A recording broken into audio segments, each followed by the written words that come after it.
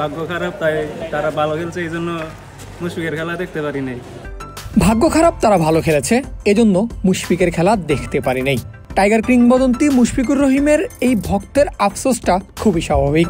সিলেটের মাঠে নিজের ৯৯তম টেস্ট খেলছেন মুশি, কিন্তু গোটা দিনভর রোদের মধ্যে গ্যালারিতে অপেক্ষার পরেও প্রিয় তারকার ব্যাটিং দেখতে পারেননি ভক্ত।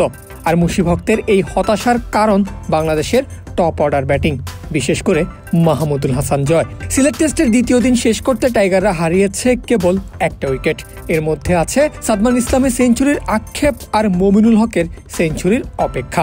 তবে এই দুটোর একটাও নেই জয়ের। বেলা ২:৩০ নাগাদ উঁচিয়ে ধরেছেন ব্যাট। ক্যাপ্টেন শান্ত আর হেড কোচ ফিল সিমন্স তো প্রায় দৌড়েই ড্রেসিং রুমের গ্লাসের দেওয়াল ছেড়ে বেরিয়েছেন, কারণ জয়ের জন্য হাততালি দিতে হবে। অর্থাৎ সেঞ্চুরিটা পেয়েছেন মাহমুদুল হাসান জয়। প্রথমে এনসিএল টি20, এরপর এনসিএল টেস্ট। গত এক মাসের ব্যবধানে ২ ফরম্যাটেই হাঁকিয়েছেন সেঞ্চুরি। ঘরোয়ার সেই ফর্ম নিয়েই গায়ে জড়িয়েছেন জাতীয় দলের জার্সি এবং সঙ্গে টেনে এনেছেন সেঞ্চুরির ধারাটাও।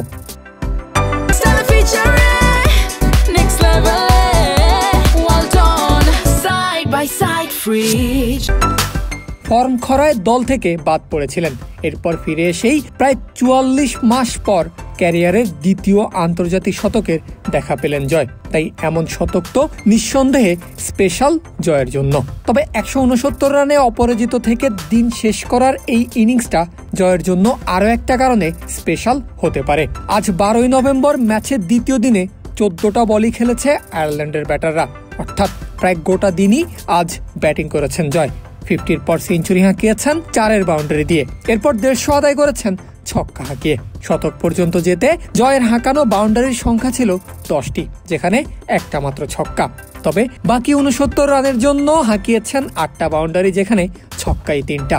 ১০০ রানের জন্য ১৯০টা বল খেলে বাকি ৬৯ রানের জন্য খেলেছেন মাত্র ৯৩টা বল। অর্থাৎ শতক পার হতেই যে ফিয়ারলেস আর সাবলীল ব্যাটিং করছেন জয়, তা এখানেই স্পষ্ট। পপ কালচারে বহুল প্রচলিত একটা কথা আছে, কেউ যখন অসাধারণ কিংবা চমকপ্রদ কিছু করে দেখায় তখন সেটার বিশেষণে বলা হয় ব্রো ইজ কুকিং। আয়ারল্যান্ডের বিপক্ষে জয়ের ব্যাটিংটাও যেন তাই, আক্ষরিক অর্থেই যেন আইরিশ বোলারদের ভেজে খাচ্ছেন এই টাইগার ব্যাটার।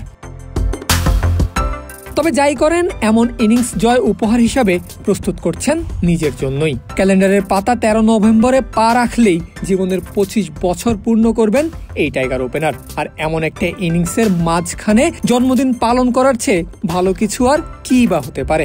ইতোমধ্যেই ক্যারিয়ার সেরা ইনিংস খেলে জন্মদিনে পা রাখতে যাচ্ছেন টাইগার ওপেনার। তবে কেকটা নিশ্চয়ই কাটতে চাইবেন ডাবল সেঞ্চুরি করেই।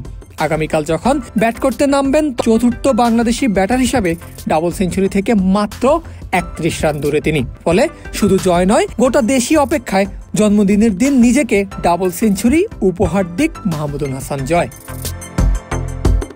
জয়ের ১৬৯ রানের পাশাপাশি ৮০ রানে অপরাজিত আছেন মুমিনুল হকও। সিলেট টেস্টে ইতোমধ্যেই টাইগাররা লিডে আছে ৫২ রানে।